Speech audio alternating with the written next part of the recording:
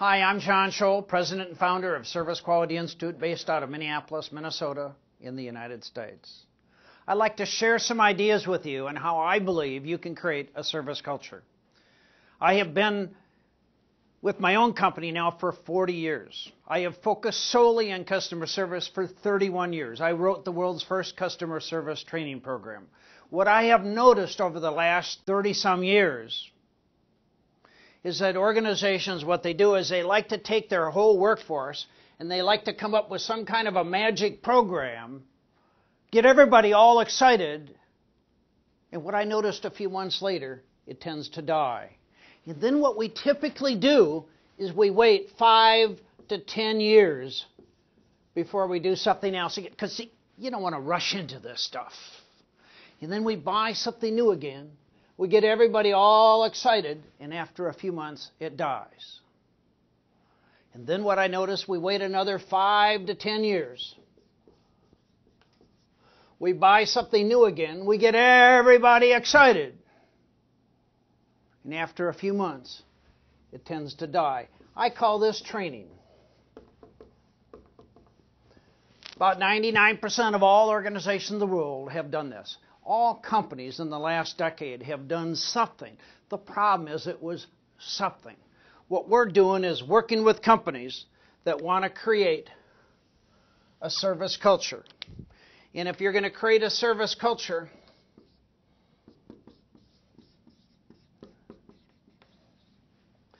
you need something fresh, new, constantly moving it to another level. See, it's a little bit like going to college. You don't take one course and say, give me my degree. Where's the certificate? See, if you want to create a service culture, I think you need something new. I think you need something fresh. And it better be at least every 4 to 6 months. So the old school of doing something every 5 or 10 years, the people will love it. The results are really cool for a few months, but you do not have the sustained impact if your real objective is to create a service culture. So we have a variety of products and technology that you can use to create this service culture. The first program we have is called Leading Empowered Teams, and this is a 2-day seminar that teaches every department head, every manager and supervisor how to drive the service culture, how to look at systems and policies and procedures that should be changed, how to use empowerment, how to learn how to coach and reinforce behavior, and how to build teamwork. This is a 2-day seminar. So let's say you have 2,000 employees and you got 200 people that are managers, department heads, and supervisors. The employees do an incredible job using our stuff, and the supervisor sits back and says, "It's about time." No recognition, no feedback. It will die. So it's very, very important that we get everybody in a leadership position to understand that we're in the service business and your job is to coach and to drive a service culture. And then we have another program called Feelings. And I have many, many different versions of Feelings. Feelings is customized for a white-collar environment, banking, insurance, people with suits and ties and dresses. I have another version for service retail, more of a blue-collar environment. I have 2 for healthcare, one called The Essence of Caring, the other called The Spirit of Excellence. I have another program called Feelings Customer Care for supermarkets. We have another one for higher education called Connections. Feelings does 3 things. We change attitudes and behavior. We teach the skills of customer service, and 3 is we build employee morale and teamwork. I'm going to just show you a little bit of the packaging and the design that we use with Feelings. Everybody that's going to facilitate the program gets a user-friendly leader's guide. This is implemented in 3 sessions of anywhere from 2 to 4 hours each, spaced once a week for 3 weeks.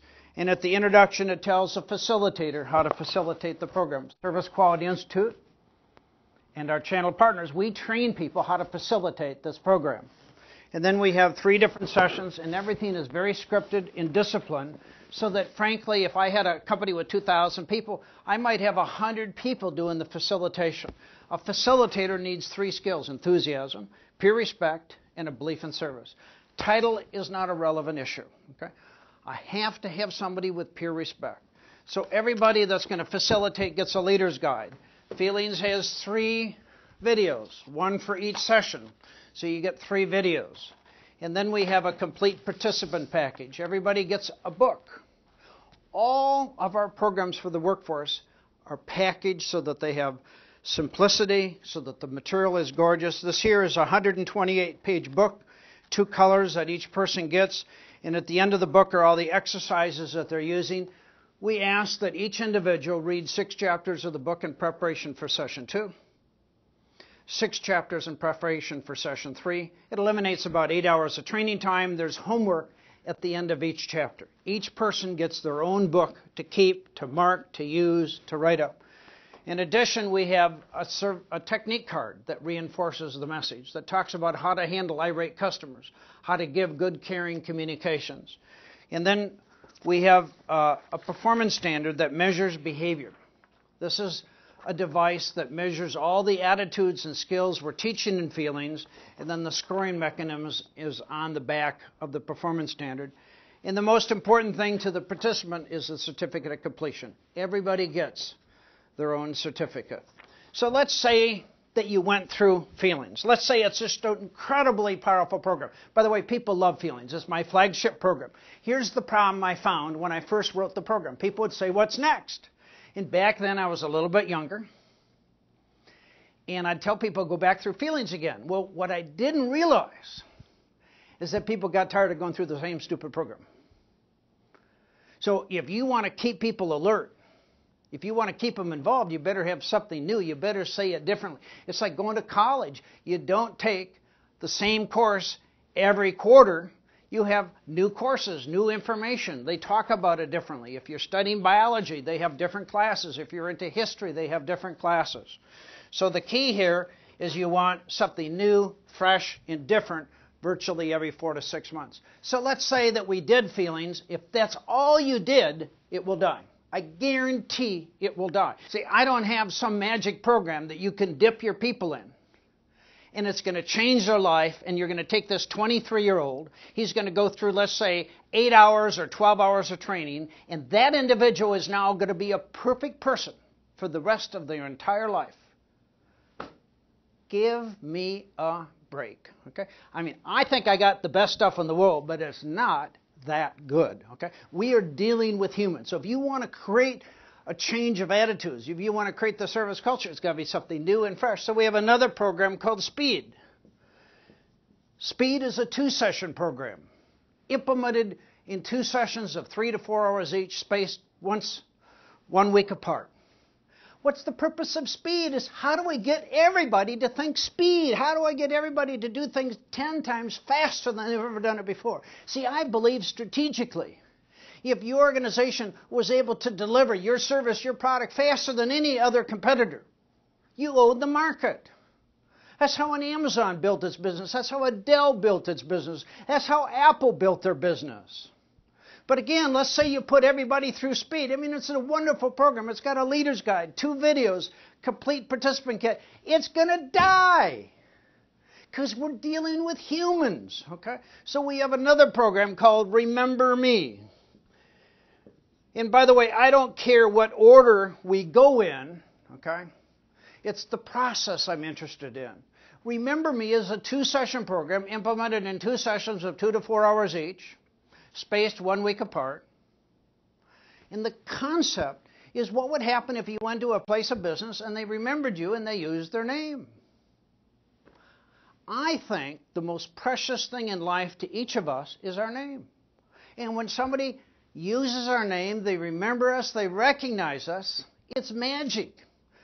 And so Remember Me teaches employees why they got to do it and how they got to do it. Now there's a little bitty company based out of California called Apple. Apple is the largest retailer in the world per sales per square foot. And when you enter an Apple store, they use an iPad and they ask for your name, your email address, they give you an appointment, and then what you might not know is they have described what you look like. So a few minutes later, as you walk into the front of the store, somebody's going to come up to you and say, John, we will be with you in just 3 minutes. And you're looking and you're thinking, how did they know I was John? You see, most of us wouldn't want to copy an Apple. Why would you want to have the most sales per square foot of any retailer in the world? See, these simple concepts work, okay? The problem is you want execution with every single employee. So let's say you went through Remember Me. Big deal. So what? It's going to die. So we have another program called Exceptional Service. Exceptional Service is a one-session program designed to get people to deliver exceptional service, not just good service. See, I think good service doesn't get you in the door. It doesn't keep any kind of a loyalty. You got to wow the customer. You got to provide exceptional service with every single transaction, whether it be on the phone, through the internet, or in person every day. So one session program, 3 to 4 hours each. And everybody gets a leader's guide, there's one DVD, and then there's a participant kit. So let's say you did exceptional service. So what? People are going to fall back because we're human. Okay? I mean, are you really going to change everybody's life because you could put them through some little magic program? It's not going to happen. So we have another program called the Bad Cost Reduction Campaign.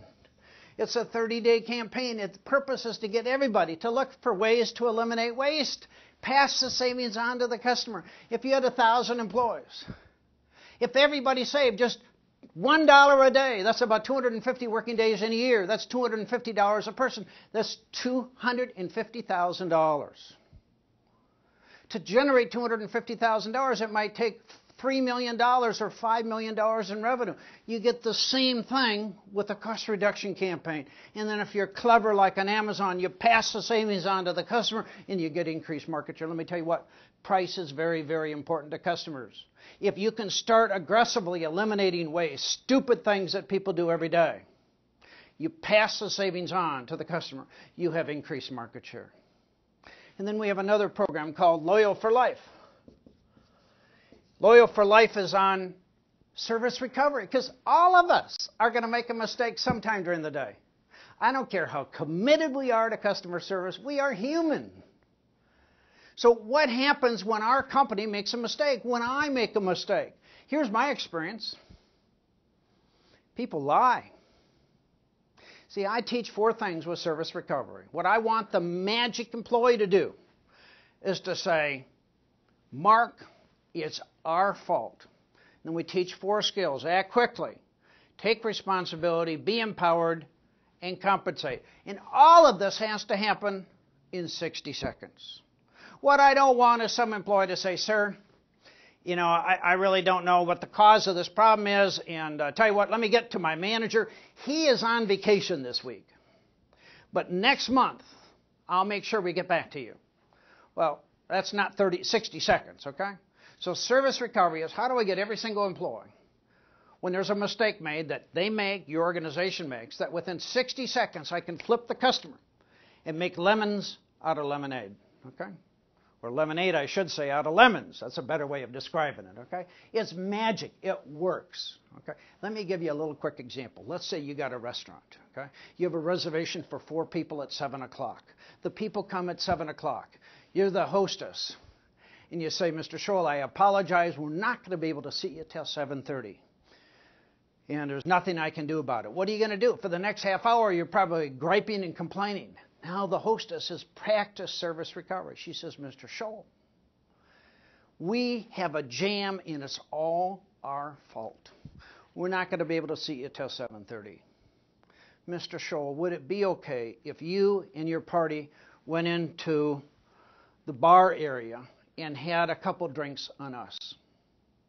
Now, when you're having the drink, what are you thinking? You're saying, man, this is cool. I hope it happens more often. What's the cost? Maybe it's $1 per person. Let's say each person had 2 drinks. Now you spent $8, okay? I got $8 spent. I got 4 people that are probably going to tell 25 people each about what happened, okay? For $8, that's service recovery. That's Loyal for Life. A 1-session program, 1 leader's guide, 1 DVD, 1 complete participant kit. So let's say you went through Loyal for Life. So what? It's going to die. So we have another program called I'm running out of lines here, called the Good Idea Campaign. And the Good Idea Campaign is on quality and customer satisfaction. How do I get people to come up with ways to improve quality and customer satisfaction? It's another 30-day campaign. The participation rate, by the way, on our idea campaigns is often 80 to 90%. Research shows that the typical suggestion system idea campaign has a participation rate of anywhere between 1 to 6%. Okay? We will have 10 to 20 times greater participation because everything we do is in a process and it's built on recognition. So let's say you did the good idea campaign. So what? So we have another program called the Service First Video Library. I guess I better draw some more lines here. You know, we're running out of room. Okay. So the Service First Video Library is a series of 12 different DVDs. Each are about 15 minutes long. You can go in any order you want. You can use one a month for 12 months. You can use one a week for 12 weeks. You could do 4 sessions of 4 hours each. You download off the internet the facilitator material, the participant material. So there's no recurring costs. It focuses on things like how to handle irate customers, teamwork, empowerment, service recovery. And to create the Service First Video Library, we stole from every single program we got. Probably the least expensive program I have, the highest value. We have thousands of people that have first started with the Service First Video Library. And then let me tell you about the last program that's being released called Moving Up. This is going to be my favorite. I believe, let's say you got a company of 1,000 people, and you're the CEO. I believe that the limitation you have is that many of the employees are happy where they are. They're very content. They're a security guard. They're a janitor. They're a secretary. They're a receptionist. They're just content. Okay? You would like a high-performing team. The problem is that your workers are saying, oh, well, I don't have your education. I don't have your good looks.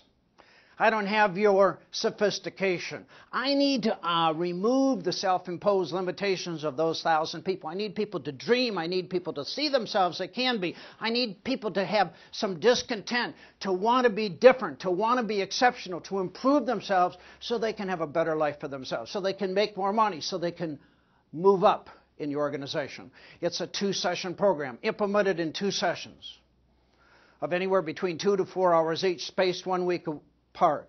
It will have a leader's guide, 2 DVDs, a complete participant package. Now, I don't care where you start with this service culture process. I believe if you want to change attitudes and behavior, you want to build the service culture, if you have something fresh, something new, you put your foot on the accelerator pedal going 100 miles an hour and you never stop. That's how you create a service culture. At Service Quality Institute, we'd love to work with you. We have partners all over the world that would be delighted to help you in your organization achieve a service culture. Again, thank you very much. I'm Tschohl.